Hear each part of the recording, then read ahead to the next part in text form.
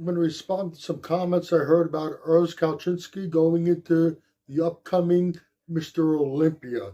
If you like this video, please give it a thumbs up and subscribe.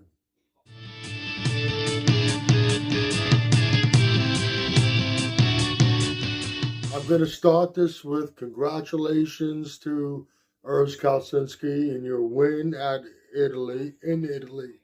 And most likely, you're going to win again in Germany coming up in a few days. The win in Italy was well deserved.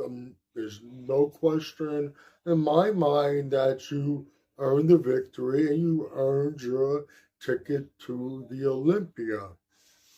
Now, I'm hearing some people not only putting URS in the top 10, they're putting them higher in the top half of the top 10. Now, in URS's victory, he showed us that he was holding himself back, making the weight for the classic physique year after year. This is the route that he needs to go. Going into the Olympia, I question some of the people who are not only putting him in the top 10, putting him high in the top 10. Like I said, going in my last video going into the Italy show, I wouldn't be surprised if he won. I wouldn't be surprised if he makes the top 10. But like I said previously, it's a very competitive lineup.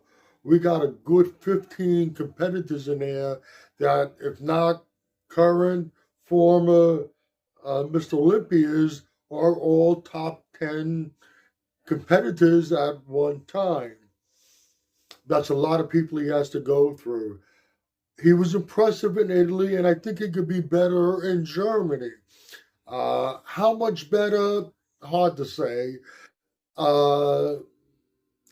He was in condition at this show. He could probably do it very carefully, fill out a little bit more, maintain the conditioning, and actually come in with a little tighter look and bring in a little more impressive package to Germany.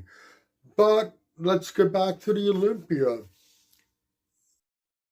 He was almost 30 pounds bigger on stage in Italy than he was at his previous time on stage. But it is new muscle. Before you jump on me and say, well, it's not new muscle. He's had the muscle for a few years. He keeps on putting it on, and then he just tears it down to make the weight. So it's not new muscle. Yes, that's exactly what I'm talking about. That makes it new muscle. Yes, he's had the muscle on his body, but he hasn't had time to mature at all. There's a different look in the muscle once it starts maturing and matures, as opposed to fresh muscle tissue. And that's really what he has. Those of you who are not only putting him in the top 10, putting him high in the top 10, or even potentially challenging for a title, that's all wishful thinking. Now, that's not to say that at some point down the line, he won't be up there on the top end of the top 10 battling. That's all a possibility. We have to wait and see. That's not going to happen this year. I think that considering everything I just said about regarding URS and his muscle, newfound muscle,